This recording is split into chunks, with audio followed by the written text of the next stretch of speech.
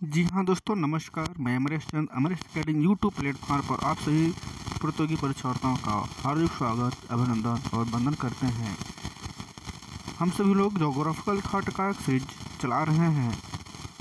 यह series UGC ने TGT, PGT, BA और एमए की कक्षाओं के लिए बहुत ही महत्वपूर्ण कारगर साबित होगा। हम लोगों ने इस सीरीज में पहला सीरीज हम लोग अध्ययन कर लिए हैं। आज उसी टॉपिक का ज्योग्राफिकल थॉट का दूसरा सीरीज होगा और ये चतुर्भुज की बुक का जो ऑब्जेक्टिव क्वेश्चन है बस वही लिया गया है। और इस बार जो आपका बीए और एमए का एग्ज़ाम है और अदर भी कम्पिटिटिव एग्ज़ाम होते हैं वो केवल एमसीक्यू होते हैं, इसलिए इस एमसीक्यू क्वेश्चन को ही उठाया गया है। तो निश्चित तौर पर ये आपके लिए एक बेहतरीन सेशन होने वाला है। तो आप सभी प्यारे साथी इस चैनल को सब्सक्राइब कर लीजिए और अपने दोस्तों तक इसको शेयर कर दीजिएगा।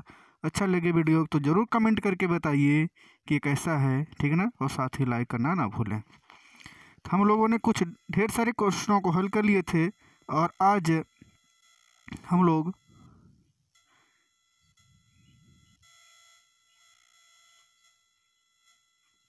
यहाँ से शुरू करते हैं इस टॉपिक से। और आज के सेशन का पहला क्वेश्चन है, पुराणों में वर्णित जम्बू द्वीप किस भूखंड का नाम है। जी हाँ दोस्तों, जो पुराणों में वर्णित था जम्बू द्वीप आज वर्तमान में किस नाम से जाना जाता है या किस क्षेत्र में है, किस भूखंड पर है। क्या वो एशिया में है, यूरोप में है, यूरेशिया में है या अफ्रीका में है। ध्यान देंगे किसके बारे में पूछ रहा है, जम्बू द्वीप के बारे में पूछ रहा है।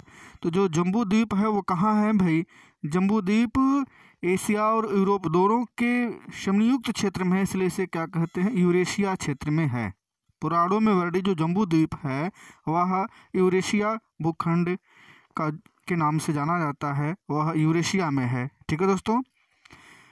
क्वेश्चन नंबर 2 की बात करते हैं, वर्तमान समय का हिमालय पर्वत। ध्यान देंगे, वर्तमान समय का हिमालय पर्वत प्राचीन काल में किस नाम से जाना जाता था। ध्यान देंगे, वर्तमान काल का जो हिमालय पर्वत है वह प्राचीन काल में किस नाम से जाना जाता था। क्या मेरू द्वीप के नाम से जाना जाता था, या हेमवंत पर्वत, श्वेत पर्वत या निषाद पर्वत के नाम से जाना जाता था। तो जो वर्तमान हिमालय पर्वत है वह प्राचीन काल में हेमवंत पर्वत के नाम से जाना जाता था। Option number 2 is the correct answer. Hemvant पर्वत हिमालय पर्वत का पुराना नाम है। क्वेश्चन नंबर 3 की बात करते हैं, प्राचीन काल में नर्मदा एवं महानदी के दक्षिणी भाग कहलाते हैं। प्राचीन काल में नर्मदा एवं महानदी के दक्षिण का भाग कहलाता है। तो क्या कहलाता है, प्राच्य कहलाता है, दक्षिण पथ, अपरंत, उद्दिच। तो ध्यान देंगे दोस्तों, जो नर्मदा और महानदी हैं वो दक्षिण पथ कहलाते हैं। Option number B is the correct. ठीक है, आइए अगले क्वेश्चन की ओर चलते हैं। यहाँ से हमारा प्राचीन ग्रीक भूगोलवेताओं की शुरुआत होती है।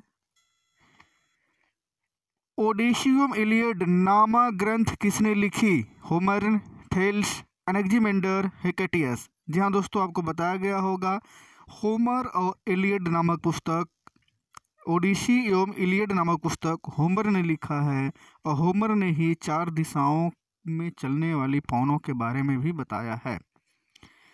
क्वेश्चन नंबर 2 की बात करते हैं, होमर ने पृथ्वी के चारों कोनों पर 4 स्वर्गों की संकल्पना की। उन्होंने 4 पर्वतों का वर्णन किया है। तो पर्वत तथा दिशा से संबंधित गलत जोड़ा बताइए। क्या बताना है इसमें भाई, गलत जोड़ा बताना है। बोरियास उत्तरी पवन, नोटस उत्तरी पूर्वी, जिफायरस पश्चिमी, यूरस पूर्वी।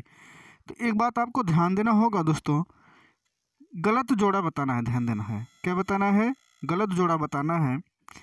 ये एक वीडियो हमारा इसमें आप ऑलरेडी पड़ा हुआ है, आप देखेंगे। भूगोल के अगुआ टॉपिक से नाम है, भूगोल के अगुआ या ग्रीक भूगोलवेत्ता, उसमें होमर सबसे पहले आते हैं। होमर की 2 महाकाव्य है, इलियड और ओडिसी, और ये 4 दिशाओं के बारे में बताए हैं। और उस 4 दिशाओं में ध्यान देंगे आपको, उत्तरी पूर्व जो नोटस लिखा गया है उत्तरी पूर्व, ध्यान देंगे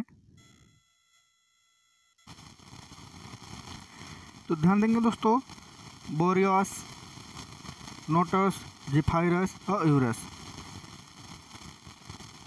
ये 4 दिशाओं का नाम है। इसमें बताना है गलत जोड़ा। तो ज़ेफायरस है, यह ज़ेफायरस है, यह इसमें से गलत जोड़ा है, और गलत जोड़ा में जो बताया गया है वो option number C is the correct answer.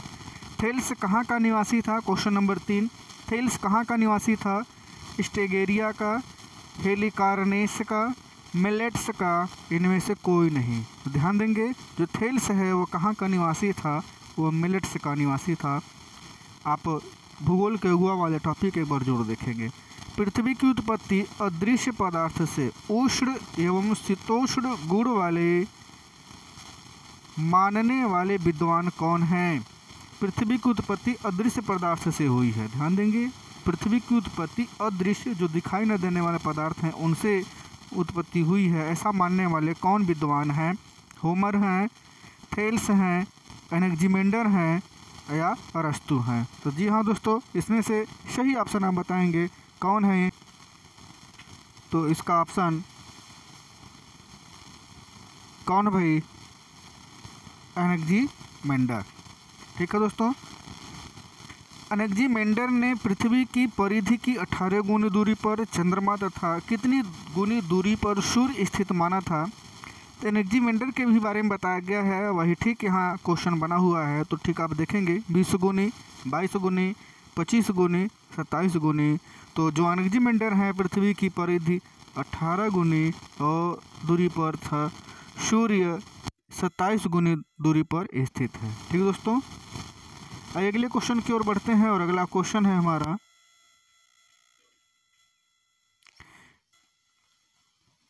निम्नांकित में से किस विद्वान ने माना कि पृथ्वी अस्थिर है तथा ब्रह्मांड के केंद्र में स्थित है?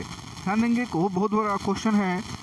किस विद्वान ने माना कि पृथ्वी अस्थिर है तथा ब्रह्मांड के केंद्र में स्थित है? थेल्स, अरस्तु, पाइथागोरस या टालेमी?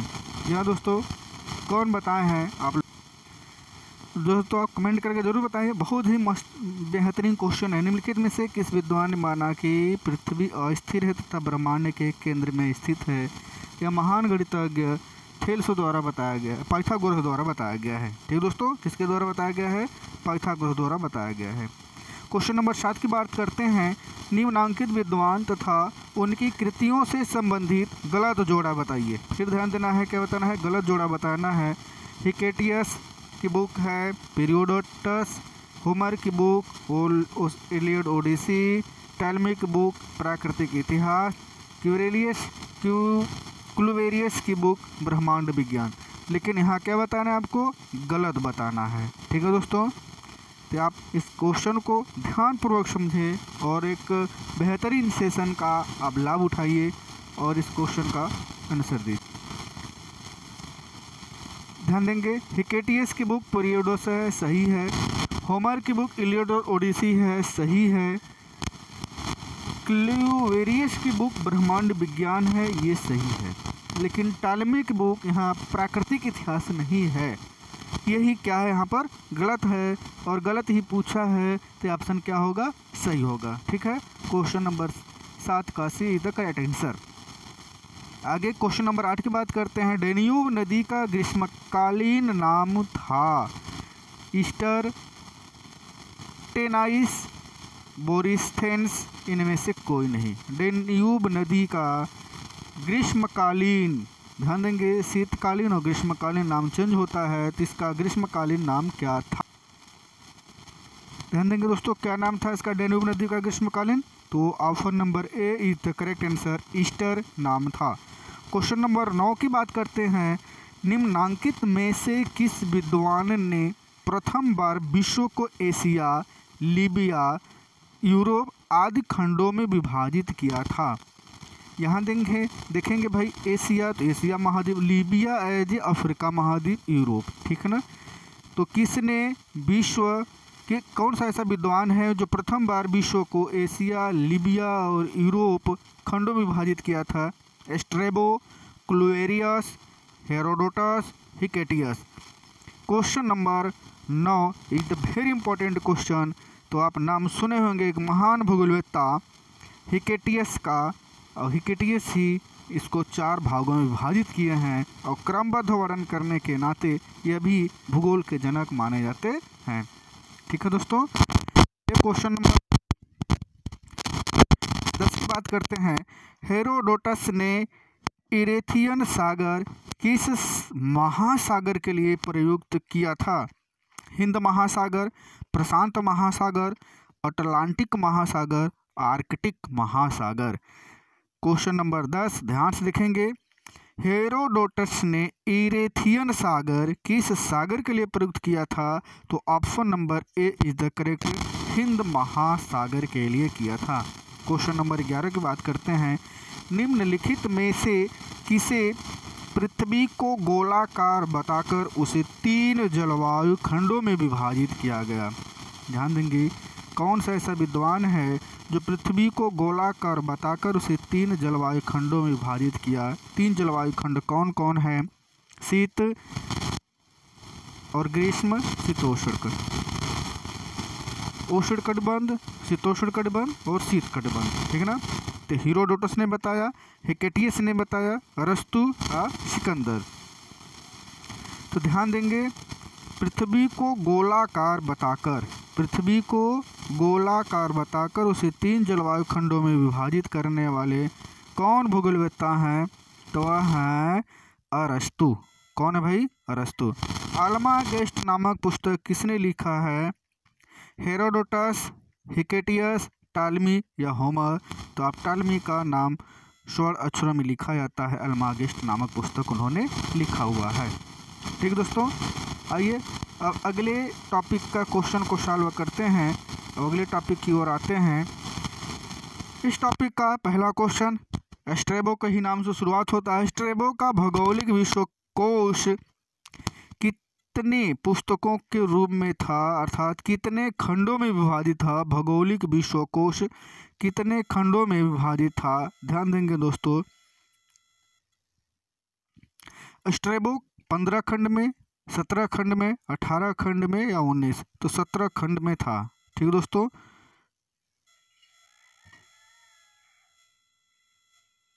कितने खंडों में था?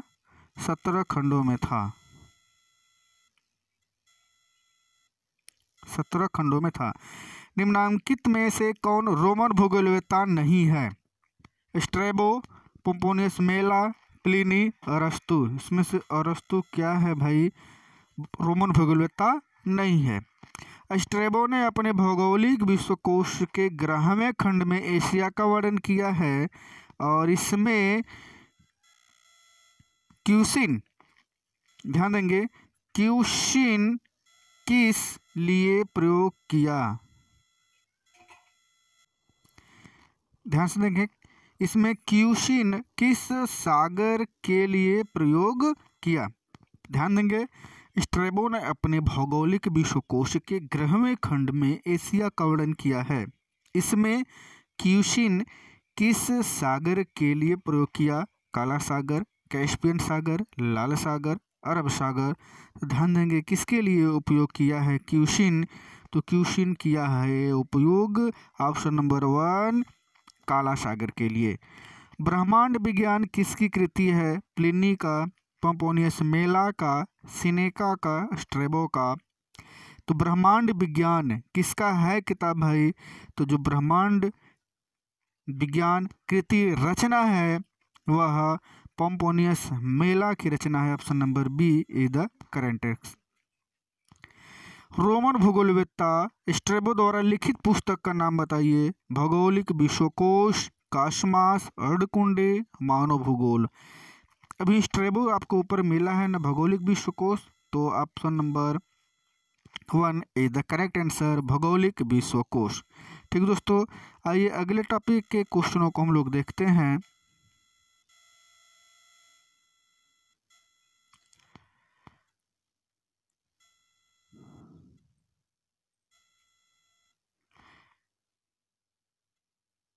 क्वेश्चन नंबर 1 की शुरुआत करते हैं हम।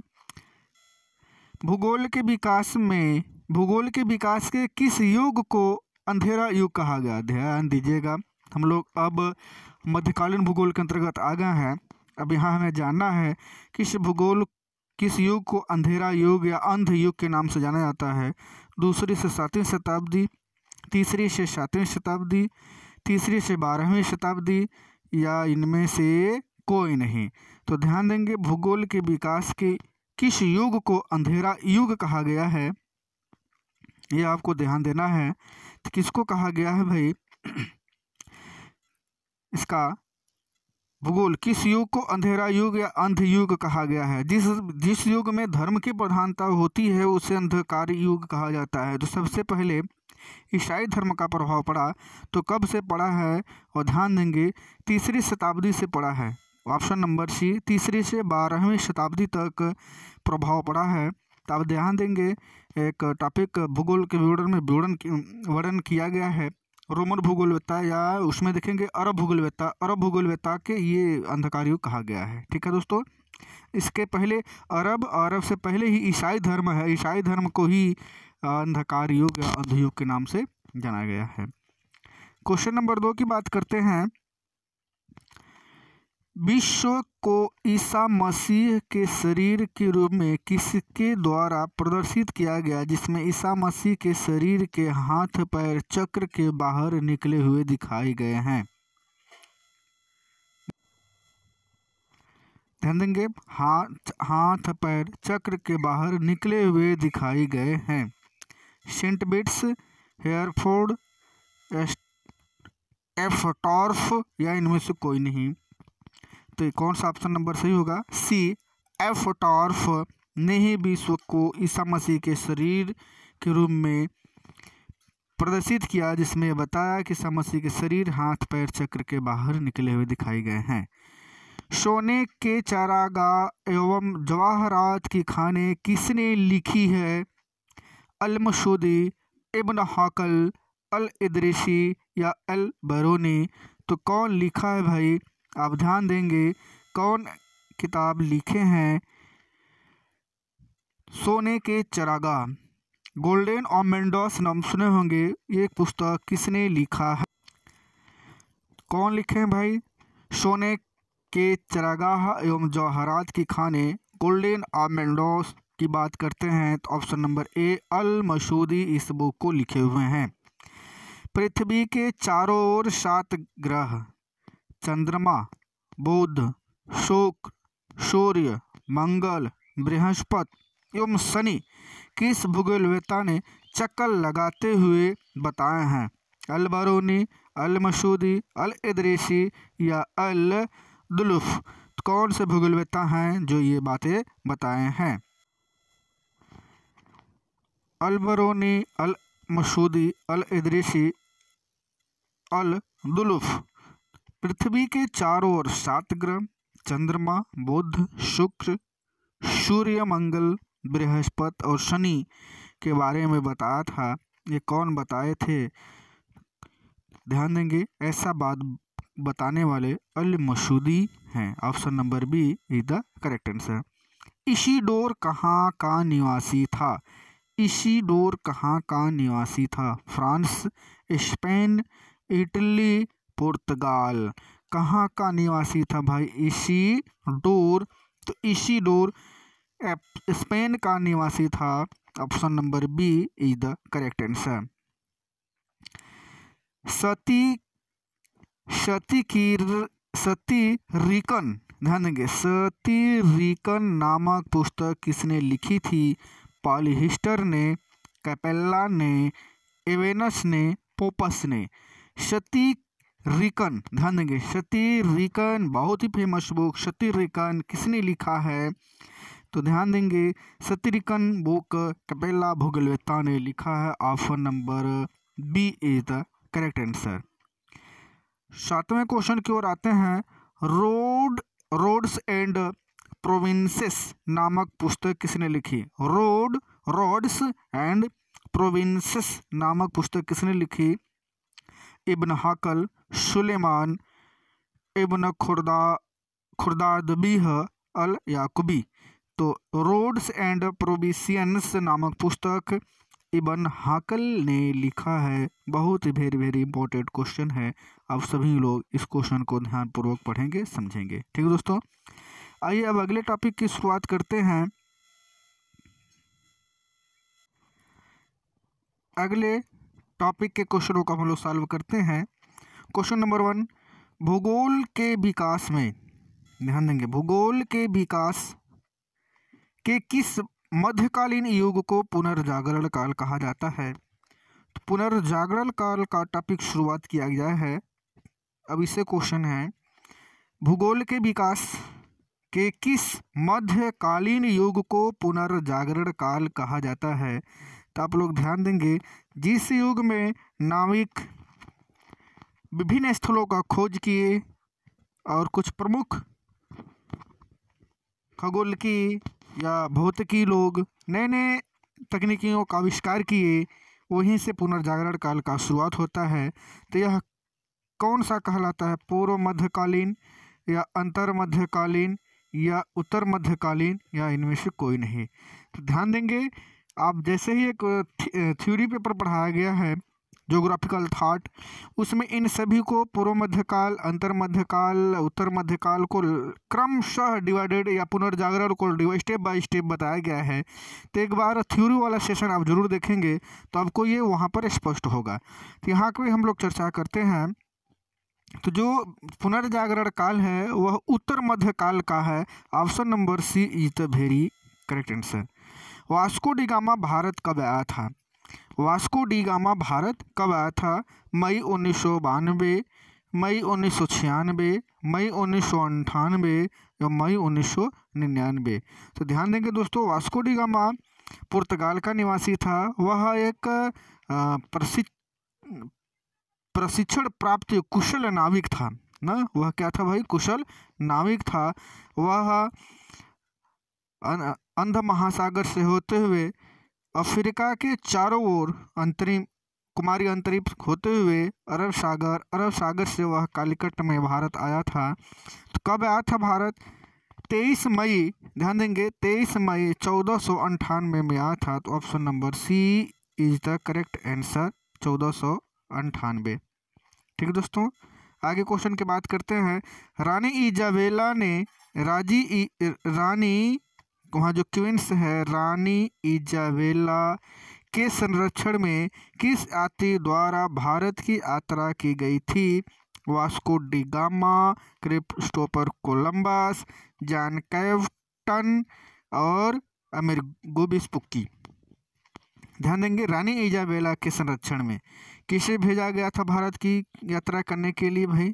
आप ध्यान देंगे, वास्को डी गामा या क्रिस्टोफर कोलंबस, जॉन कैप्टन या अमेरिगो वेस्पुक्की?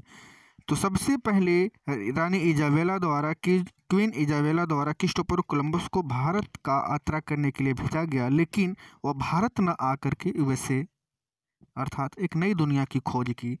तो भेजा किसको गया था? Option number B is the correct answer, Christopher Columbus, लेकिन वह भारत खोज नहीं कर पाया। क्वेश्चन नंबर 4 की बात करते हैं। पुनर्जागरण काल के किस आविष्कारक एवं भूगोलवेत्ता ने दूरवीक्षण यंत्र का आविष्कार किया जिससे अक्षांशों का अध्ययन किया जाता है? केपलर, जोन्स, कोपरनिकस, न्यूटन और गैलीलियो? पुनर्जागरण काल में आविष्कार और भूगोलवेत्ता, ध्यान देंगे, पुनर्जागरण काल किससे होता है? आविष्कार और नाविकों से। लेकिन दूरवीक्षण यंत्र का आविष्कार किसने किया? दूरवीक्षण मतलब दूरबीन का आविष्कार किसने किया? तो क्वेश्चन नंबर 4 में गैलीलियो का नाम, option number D is the very correct answer. Galileo ने दूरबीन का आविष्कार किया। पुनर्जागरण काल के उस प्रथम यात्री का नाम बताइए जिसने भूमध्य सागर से प्रशांत महासागर तक की यात्रा की? Vasco da Gama, Marco Polo, Christopher Columbus, William रोबरेक?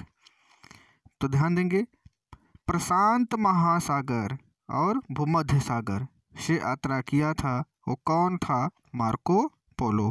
ठीक ना, ये बहुत बड़ा यात्री था।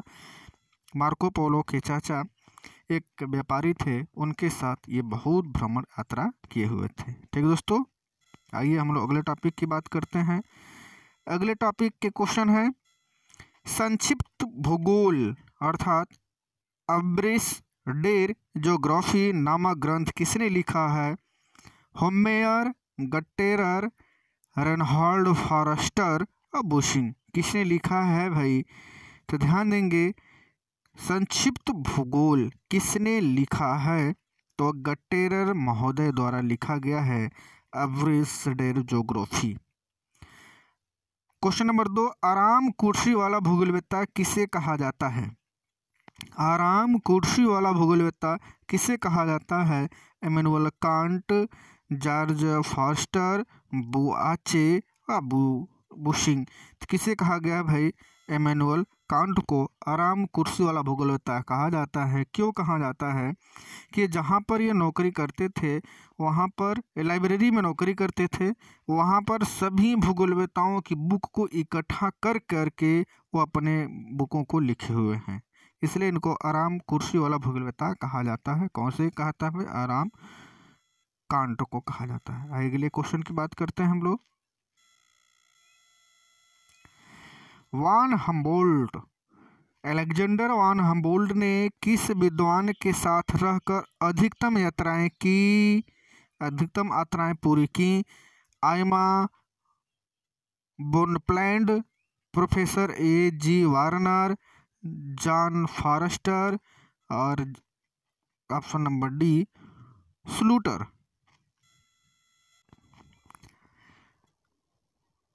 ऑप्शन नंबर 1, आइमा बोनप्लैंड के साथ अलेक्जेंडर वान हम्बोल्ट ने उत्तरी अमेरिका और दक्षिणी अमेरिका की यात्राएं पूरी की थी। उस यात्रा में आप नाम सुने होंगे हम्बोल्ट धारा, जिसे पेरू एक देश है, उस देश की राजधानी लीमा, वहाँ पर जो धाराएं चलती थी पेरू धारा के नाम से जाना जाता था, लेकिन उसका उन्होंने अध्ययन करके पूरे उसके विवरण को प्रस्तुत किया, इसलिए उसे हम्बोल्ट धारा के नाम से भी जाना जाता है। हम अलेक्जेंडर वान हम्बोल्ट का सुविख्यात ग्रंथ था, कौन सा ग्रंथ था? मध्य एशिया, नई दुनिया, कॉस्मस, जातियों की उत्पत्ति। ध्यान देंगे, जातियों की उत्पत्ति। तो इसमें से सबसे इनका सुविख्यात मतलब फेमस बुक कौन था? तो बुक है Cosmas. Option number C is the correct answer. Question number 3 की बात करते हैं। सामान्य भूगोल के लिए भौतिक भूगोल कौन प्रयुक्त करता था? सामान्य भूगोल के लिए भौतिक भूगोल कौन प्रयुक्त करता था? कार्ल रिटर, वान हम्बोल्ट, वारेनियस, रेटजेल। सामान्य भूगोल के लिए भौतिक भूगोल कौन प्रयुक्त करता था? वान हम्बोल्ट, अलेक्जेंडर वान हम्बोल्ट। क्वेश्चन नंबर 4 की बात करते हैं। भूमंडल पर सर्वत्र प्रकृति की संपूर्णता का प्रतिबिंब व्याप्त है। भूमंडल पर सर्वत्र प्रकृति की संपूर्णता का प्रतिबिंब व्याप्त है, यह कथन किसका है? कार्ल रेटर का, रिचथोफेन का, वान हम्बोल्ट का, अल्फ्रेड वेगनेर का। तो आइए दोस्तों, क्वेश्चन नंबर 4 का और कथन ये आपके लिए बहुत ही बेहतरीन है। जितने भी कथन हैं परीक्षा में आते ही हैं, तो आप इन सभी कथनों को आप जरूर अध्ययन कर लेंगे। ऑप्शन नंबर सी, अलेक्जेंडर वान हम्बोल्ट। 5 नंबर क्वेश्चन की बात करते हैं। भूगोल एक पूर्ण विज्ञान है जिसमें पृथ्वी के सभी पहलुओं का अध्ययन सम्मिलित है, यह कथन किसका है? कार्ल रिटर का, वान हम्बोल्ट का, वारेनियस का, J.R. फॉरेस्टर का। ये कार्ल रिटर का ये कथन है। क्वेश्चन नंबर 6 की बात करते हैं। किसी क्षेत्र की भू संरचना, जलवायु, पौधों, जंतुओं एवं मनुष्यों के अंतर संबंध मानने वाला विद्वान था von Humboldt, Carl Ritter, Friedrich Ratzel या वान रिचथोफेन। कौन है भाई, किसको मानने वाला? भू संरचना, जलवायु, पौधों, जंतुओं या मनुष्यों के अंतर संबंध मानने वाला विद्वान था Carl Ritter. Option number B is the correct answer. आइए अगले क्वेश्चन की ओर बढ़ते हैं।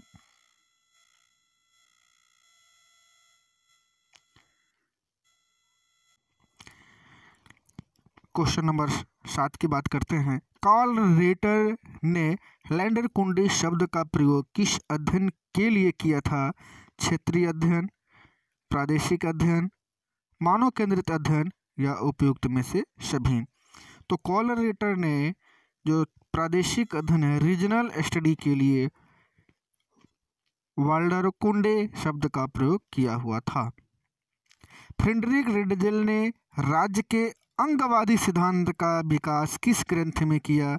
राजनीतिक भूगोल, जर्मनी का भूगोल, वाल्टर कुंडे या एंथ्रोपोजियोग्राफी। अंगवादी, देखिए फ्रेडरिक रेडजेल की बुक दो है, एंथ्रोपोजियोग्राफी और राजनीतिक भूगोल, लेकिन अंगवादी सिद्धांत का आविष्कार राजनीतिक भूगोल के अंतर्गत उन्होंने किया था।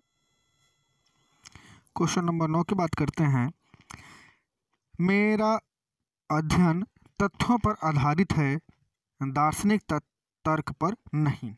मेरा अध्ययन तथ्यों पर आधारित है, दार्शनिक तर्क पर नहीं।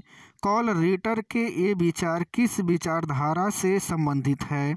पार्थिव एकता की विचारधारा, संपूर्णता की संकल्पना, संपूर्ण की संकल्पना, ईश्वर उद्देश्यवादी विचारधारा या इनमें से कोई नहीं। ताकि हम सभी लोग देखते हैं, मेरा अध्ययन तथ्यों पर आधारित है, दार्शनिक तर्क पर नहीं। ये विचारधारा किस विचारधारा से संबंधित है? ये ईश्वर उद्देश्यवादी विचारधारा है। हम्बोल्ट ने मध्य एशिया नामक ग्रंथ कितने खंडों में लिखा है? अलेक्जेंडर वन हम्बोल्ट ने मध्य एशिया नामक ग्रंथ कितने खंडों में लिखा है? 2, 3, 4 या 5? किसकी बात कर रहे हैं भाई? अलेक्जेंडर वन हम्बोल्ट की बुक है मध्य एशिया। ये 2 खंडों में लिखे हुए। Option number A is the correct answer. Carl Ritter द्वारा निम्नलिखित एल्ड कुंडे कितने खंडों में है? 10, 13, 19 या 20 खंड में? ये कितने खंड में है भाई? 19 खंडों में है। एंथ्रोपोजियोग्राफी के लेखक कौन है? कार्ल रेटर, कुमारी सेम्पल या फ्रेडरिक रेडजेल या विडाल डी लाप्लास? ये कौन है भाई? Frederick Ratzel. कॉस्मस के लेखक कौन है? कॉस्मस के लेखक कौन है? अल-इस्तखरी, हम्बोल्ट, रेटर, फ्रेडरिक रेडजेल। तो ये अलेक्जेंडर वन हम्बोल्ट इस पुस्तक के लेखक हैं। ठीक है दोस्तों। प्रसिद्ध पुस्तक एडकुंडे के लेखक कौन है? प्रसिद्ध पुस्तक एडकुंडे के लेखक कौन है? ध्यान देंगे, प्रसिद्ध पुस्तक एडकुंडे के लेखक कौन है? ब्लास, रेटर, हम्बोल्ट, रिchthofen। तो एडकुंडे रेटर महोदय का है। ठीक दोस्तों। आइए अगले टॉपिक की बात करते हैं। निम्नांकित भूगोलवेत्ता तथा उनके महत्वपूर्ण ग्रंथों से संबंधित गलत जोड़ा बताइए। Von Humboldt, Kosmos, Carl Ritter, Erdkunde, Friedrich Ratzel, Walter कुंडे और हेटनर, एंथ्रोपोजियोग्राफी। तो इसमें से जो गलत है, हेटनर वाला गलत है, क्योंकि ये हेटनर नहीं दिया है तो फ्रेडरिक रेडजेल द्वारा दिया गया है। ठीक है दोस्तों। क्वेश्चन अगला बात करते हैं हम लोग। निम्नलिखित में से किन 2 भूगोलवेत्ताओं ने भूगोल को क्षेत्रवादी विज्ञान माना है? रेडजेल एवं रिchthofen, रेडजेल एवं हेटनर, रिchthofen एवं हेटनर, रेटर और रेडजेल। क्या माने भाई? 2 भूगोलवेत्ताओं ने भूगोल को क्षेत्रवर्णी विज्ञान माना है। तो कौन माने हैं? रिchthofen और हेटनर महोदय ने माने हैं। हेटनर की मृत्युपरांत प्रकाशित होने वाली पुस्तक कौन है? ए ज्योग्राफी ऑफ द मैन।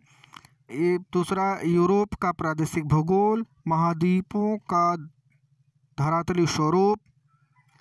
इनमें से कोई नहीं।